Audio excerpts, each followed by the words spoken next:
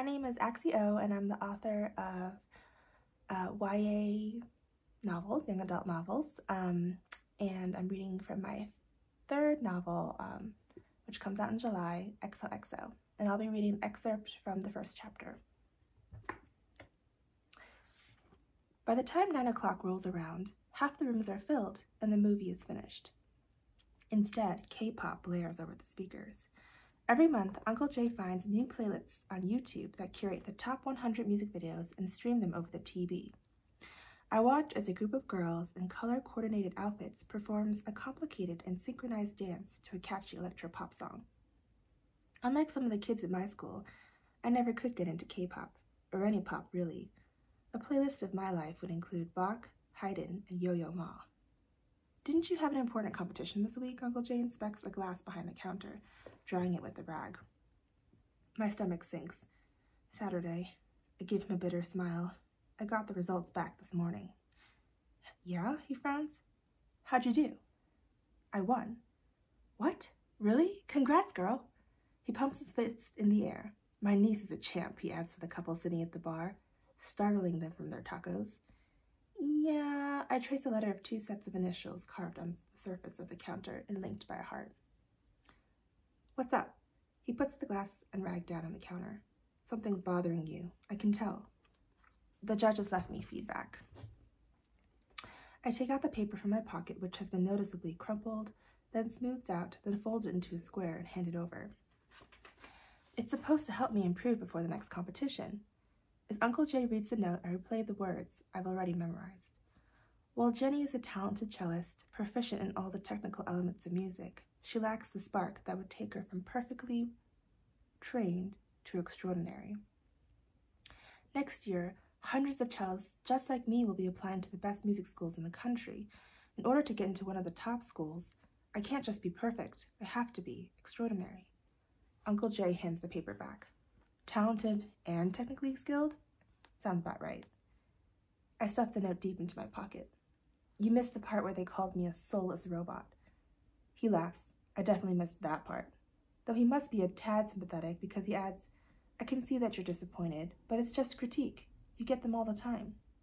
It's not just that it's critique, I say, trying to put my frustration into words. It's that there's nothing to improve upon. Emotion in music is expressed through pitch and dynamics. I'm great at both of those things. Uncle Jay gives me a sidelong glance. They said I lack spark. He sighs, leaning against the bar. I think it's more that you haven't found your spark yet, something that lights that fire within you to go after what you want. For example, your dad and me deciding to open up this karaoke bar, even though so many people told us it was a waste of money. Even your mom, though seeing as how she didn't grow up with much, I don't blame her. We knew it'd be hard and that we might not succeed, but we still tried because it was our dream. But, I say slowly, what does any of that have to do with impressing music schools? Here, let me explain it to you in Jenny speak. You know that movie we just watched earlier tonight? Ajashi? There's a quote Wanban's character says that roughly translates to, people who live for tomorrow should fear the people who live for today. Do you know why that is? No, I drawl, but you're going to tell me. Because the people who live for tomorrow don't take risks. They're afraid of the consequences, while the people who live for today have nothing to lose, so they fight tooth and nail. I'm saying that maybe you should stop caring so much about your future, about getting into music school, about what'll come after, and live a little. Have new experiences, make new friends. I promise you can get the life you want now if you just live in it. The door chime jingles as customers walk into the bar. Welcome, Uncle Jay calls out, leaving me to stew in my thoughts as he rounds the counter to greet them.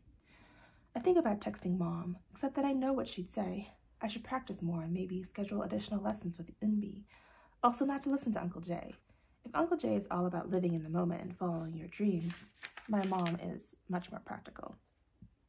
I can have a successful career as a cellist, but only if I work hard and focus completely.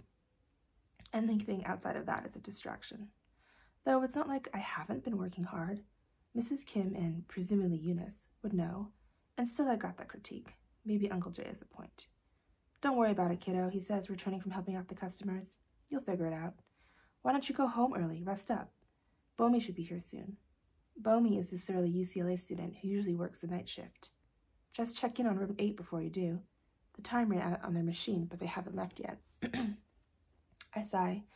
Okay. Slipping off the bar stool, I trudged down the hall.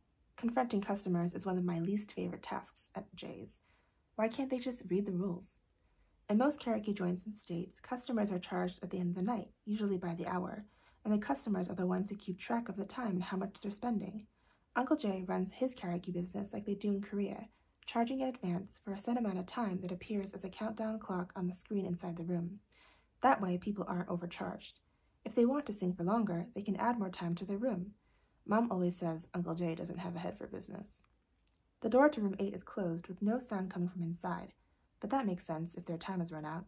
I knock once, then open the door. This is the VIP room, the largest in the bar that can hold up to 20 people.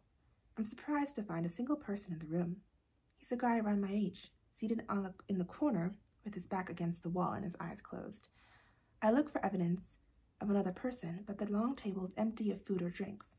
If he's renting the room by himself, he must be wealthy. His clothes look expensive. A silky shirt clings to his shoulders.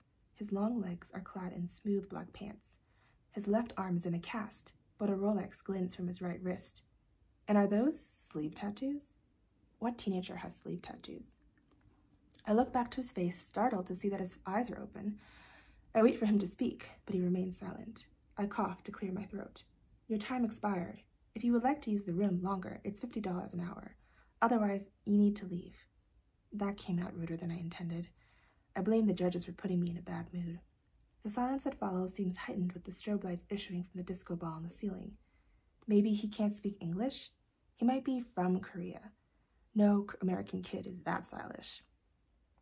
I try again, this time in Korean. 시간 지났어요. 나가세요. Literally, time's up, get out.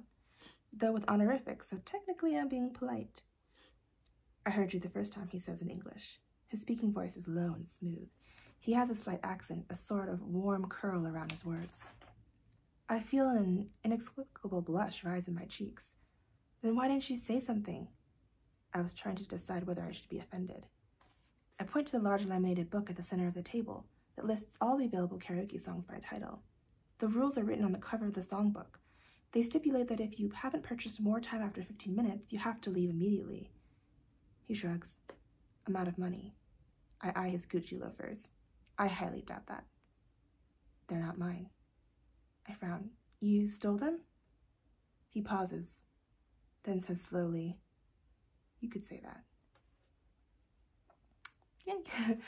So that's an excerpt from the first chapter of XOXO, a really cute rom-com between Jenny and Jaewoo. Jenny is a student from LA, cellist from LA, and Jaewoo is a K-pop star. So I'm really excited, and thank you to Cambridge Writers for inviting me for this interview and to read for you today. Yeah, thank you. Happy AAPI month.